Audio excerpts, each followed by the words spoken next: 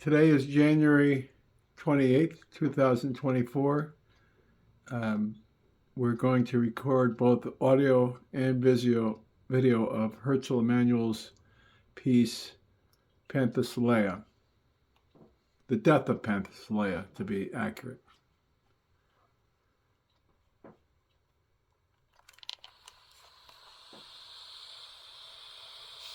this picture here, is there a name for this particular piece that you call it? Yeah. You can call it the Death of Penthesileia. Death of Penthesileia. That's on, you can talk. Will that Oh yeah, we'll pick it up. even here? Even there, yeah. Oh, that's good. Death of Penthesileia. Penthesileia was a queen of the Amazons. Now that's a tribe of women, and I'm not sure why they call them Amazon, but obviously there's some reference to the Amazon River in Brazil, you know. But the significance of it is that they were famous as a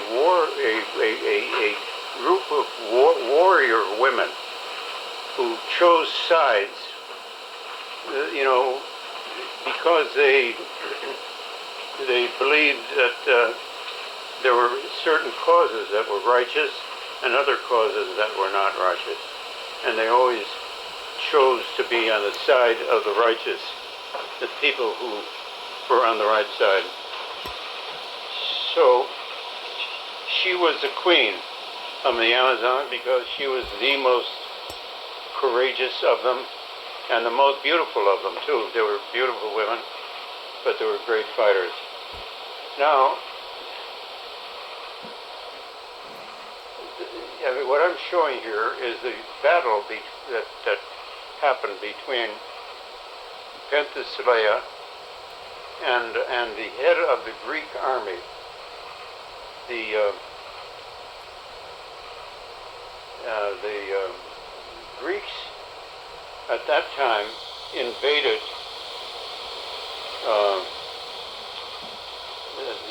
what happened was the Greek king, the Greeks had many kings. Right. It wasn't one nation. It had many kings. They had, I don't know, maybe a half a dozen kings. And one of the kings was married to a woman whose name was Helen. And she was incredibly, she was the one who had the face that launched the 1,000 ships and so on. Now the son of the Trojans,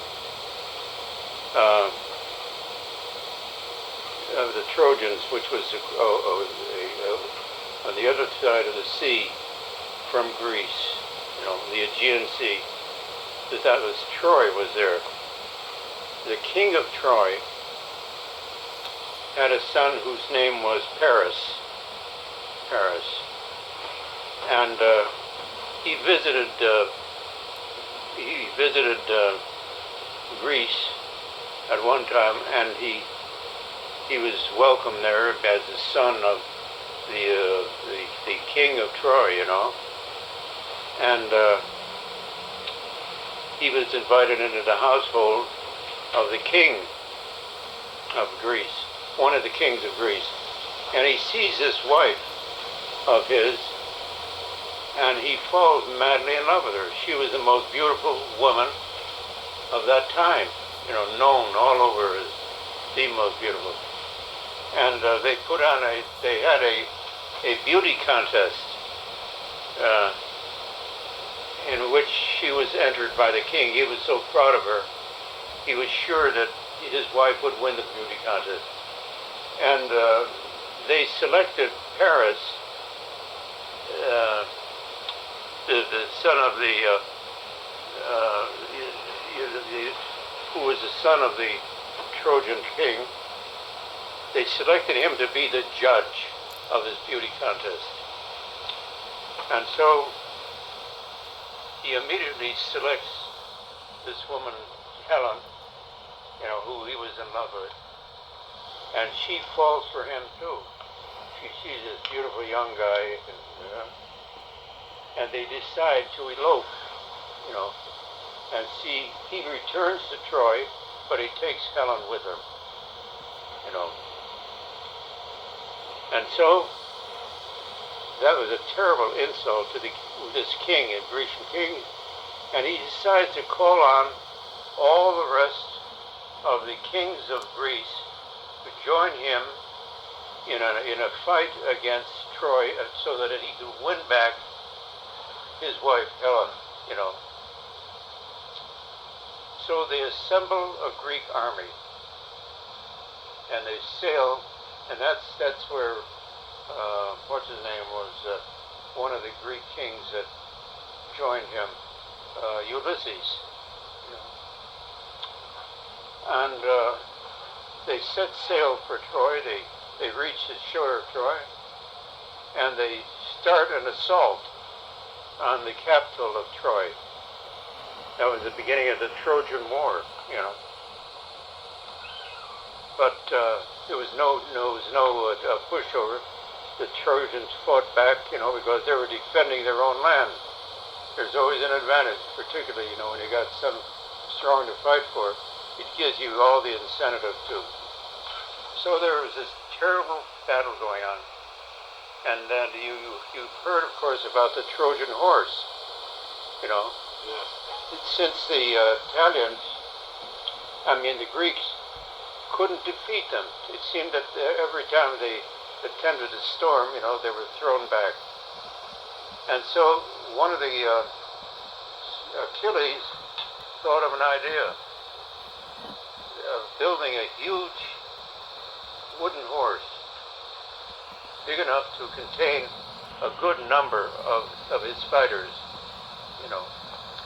And they put this horse out there so that the Trojans could see that they saw this large wooden horse, and they just didn't know what to make of it, They were all amazed to see this large wooden horse there.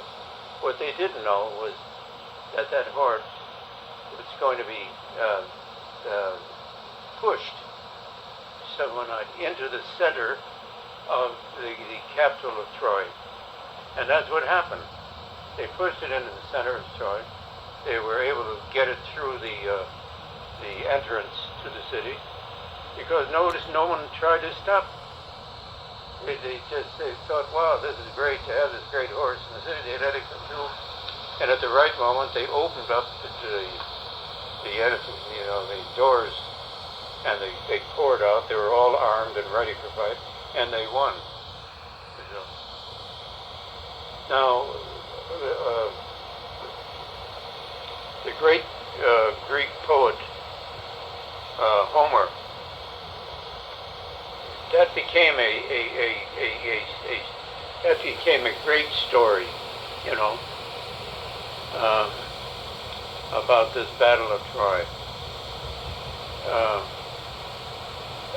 Achilles was the greatest warrior that the Greeks ever had, and she,